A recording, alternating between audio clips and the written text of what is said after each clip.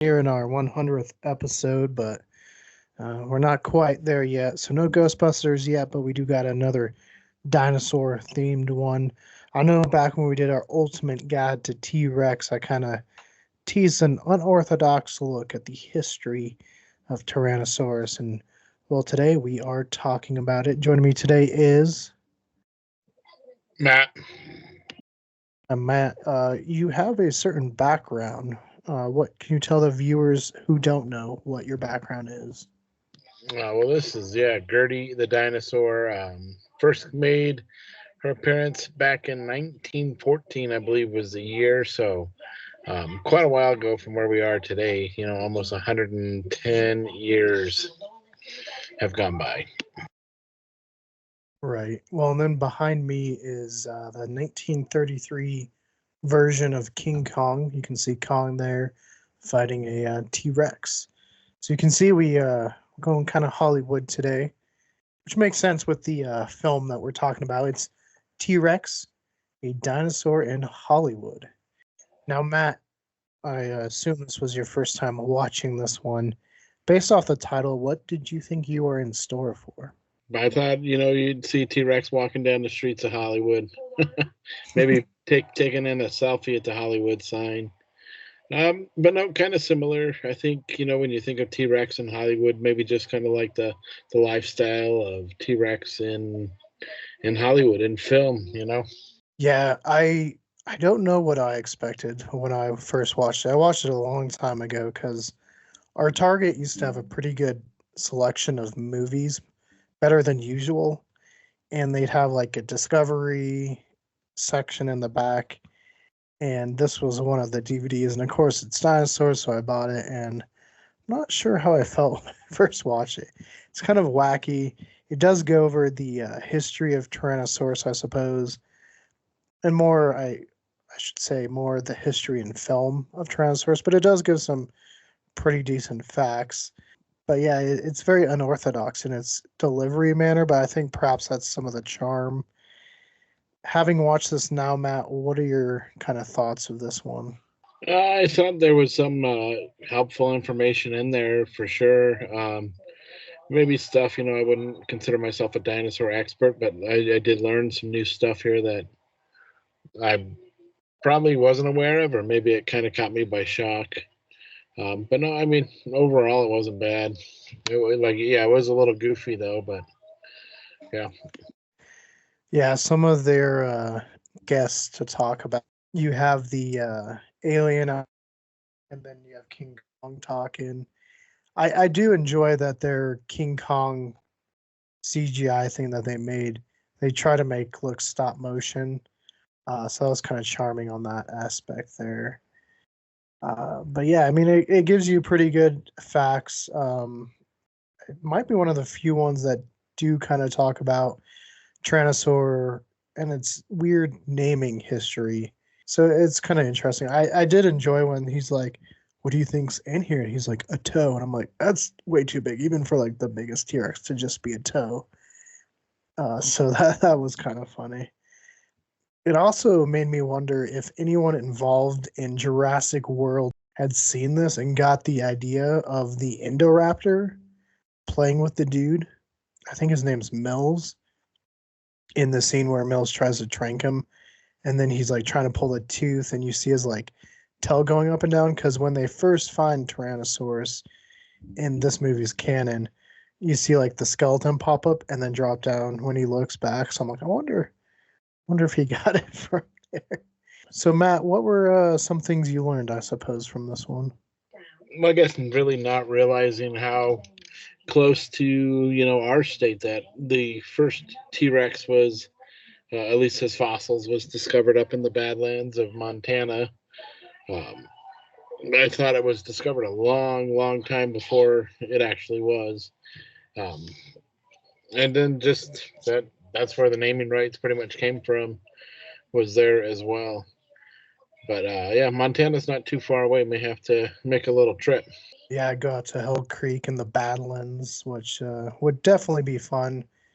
It's a dinosaur kind of hunter paradise.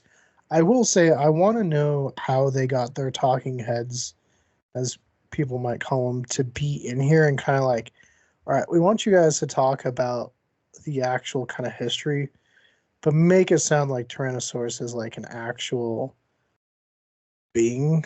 It's, a Hollywood superstar. I mean, I guess it's fair. Tyrannosaurus has been in a lot of films, but it's just kind of funny seeing like Bacher in here talking in a way like, and even Willis O'Brien they have, but Willis O'Brien does it more of just a documentary. He isn't playing it up as much. Some of the guests are like definitely playing up the, I guess the premise of the film. Well, and the girl from the Jurassic Park, they had her talking a little bit about it. I think they cut out somebody else's name because they made it seem like she was talking about T Rex. Like she said, oh, he made being on set fun. He made good jokes and made us laugh. And they didn't really cut in who she was talking about. I'm sure if we go do some document review, they asked about one of the other lead actors or even the director Spielberg. But it was kind of funny how everyone was relating to T Rex as if T Rex was a true superstar in the movie, and what their take on him was as a fellow actor. Yeah, no, I enjoyed that one because I'm like, it's got to be like Jeff Goldblum or Sam Neill or, like you said, Spielberg that Ariana's talking about. That's probably Spielberg is my guess. But yeah, they clipped it in a way where they were using when they worked with the T-Rex animatronic in the first Jurassic Park, so it worked out well for how they were kind of portraying the storyline throughout this one. I will say it's kind of interesting that they didn't have more of a Jurassic Park inspired CGI T Rex when they got to that aspect. They did use the one from Dragon's World, a fantasy made real. Like 100%, that's just the file that they had on. And I guess it makes sense. I think this one was Discovery, so Animal Planet did the other one, so same company. Um, but they even used like the BBC Walking with Dinosaurs, Tyrannosaurus. No Jurassic Park CGI. Did you like, I guess, the storyline they created, Matt, with how Tyrannosaurus start off as fossils and he goes and kind of gets his styles from Charles Knight, and then his big break in Hollywood with the Ghosts of Slumber Mountain and King Kong and that kind of stuff? Yeah, no, I liked it. I mean, it told its own story and it was easy to follow.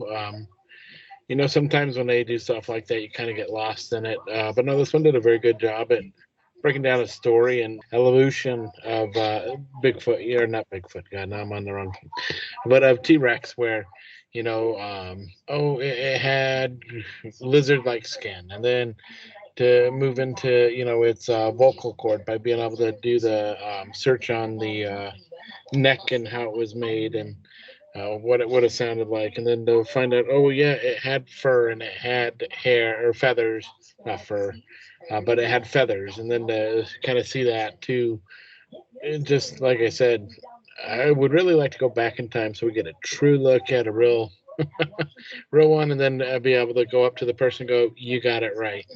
It's a fun little movie, and obviously it's probably made for a little bit younger of an audience, which I think will appeal to them. It'll be easy for them to follow. But yeah, I like the part where they're trying to paint the Tyrannosaurus and it's like swinging its tail around, and it's great because it takes that Tyrannosaur that they're using is AMNH 5027, which isn't the original one that was found. That one's in the Carnegie Museum now in Pittsburgh, but this one is famous because it's the Jurassic Park logo, and it's still there, and so that's kind of fun. But at the same time, Night at the Museum takes place in New York, and so you kind of, I guess, get a throwback to that Tyrannosaurus from that film. I don't know. This one might have come out a year after. I think this was 2006. So, trying to think what else. It goes over some films we talked about. King Kong, Gertie. There's Ghost of Slumber Mountain. What else? Valley of Gwangi. It talks about Jurassic Park. Is there any other ones I'm leaving out? Lost World, I know, is one. There were a lot. I didn't write them down. But it sounds you got majority of them at least, if not all of them.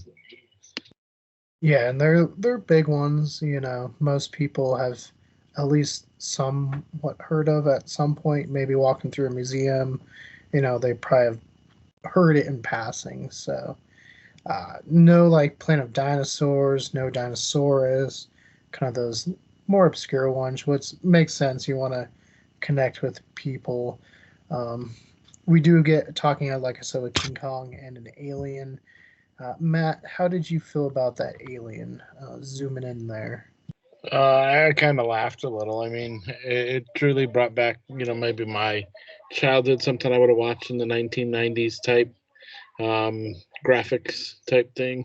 But it was funny, but very, very atypical of an alien. Right? Yeah, almost Mars attacks in a way, and it's it's very interesting, and yeah, and then we get to the ending where this was made at the time where it was really speculative of the feather coating, how much Tyrannosaurus would have, and man, they go like all out with that final reveal. And I guess in my DVD there was the where the Tyrannosaurus ate the presenter at the end. The one we watched had both endings where it just cuts, and then it also had it where the Tyrannosaurus eats the presenter. So pretty sure Yeah, he'd was be that dead. was He the wouldn't be version talking. in English or was it in Russian? That one was in Russian. That little section that we watched. I'll have to look because I think I still have the DVD. Um, Yeah, I'd be interested to know if that was Russian as well. right. I don't think so. Like I do remember that. That's why I was like, oh, I wonder. And then I was like, I'm pretty sure I've seen that. So maybe just in telecasts they didn't, like in TV showings for whatever reason they decided not to show that part. I don't know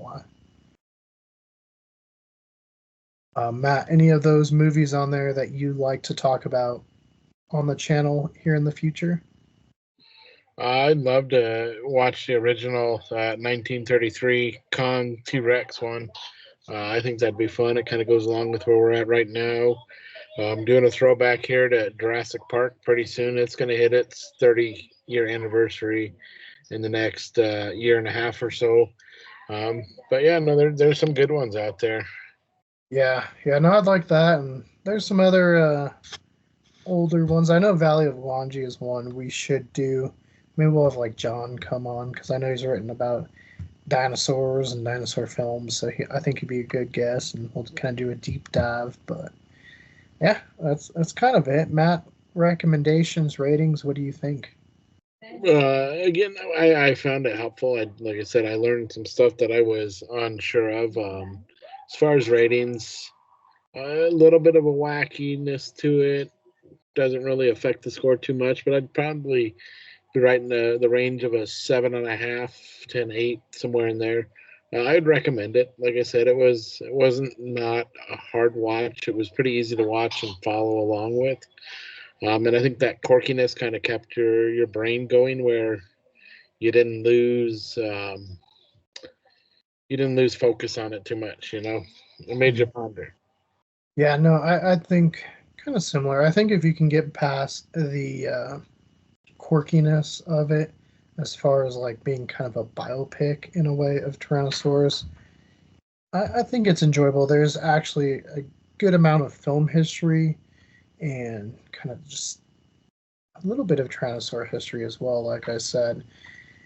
And so maybe you guys will learn something. Maybe you'll find something completely new you never even knew about. So I'd say about 6.5, maybe 7 out of 10. It is enjoyable, easy to watch, like Matt said. Is it the best thing in the world? No. But again, it's not trying to go for that scientific aspect. It's more the film aspect. Is it complete? No. But it hits kind of the evolution. You know, every so many years, Tyrannosaurus's body plan in film changed and look changed based off of new scientific understanding. And so that's kind of what it's documenting. So overall, enjoyable, different, something that we haven't really done. And that's something we keep trying to do for you guys is just find new entertaining things that you guys might enjoy or things you guys recommend. You know, as we always say, if you guys know something that you want us to talk about, please let us know. Tell us in the comments below. We're always more than happy to talk about it, whether you want to do a Culz review, if it's a true story and you want Matt to do the true history, if it's a true paranormal story, do Spirits of the Silver Screen or anything else, UFOs, whatever. Just tell us in the comments below. We're more than happy to do it. But until next time, guys, for more Culz reviews, click that link to your left. For more about us here at Culz Paranormal, click that link to your right. And don't forget to hit that like and give us a subscribe. And I guess since Sam's not here, click that notification bell to be notified on all our videos and just instead of just being notified on some. And like I said, tell us in the comments below if there's one you want us to talk about. If you've seen this one, what were your thoughts? Tell us in those comments below.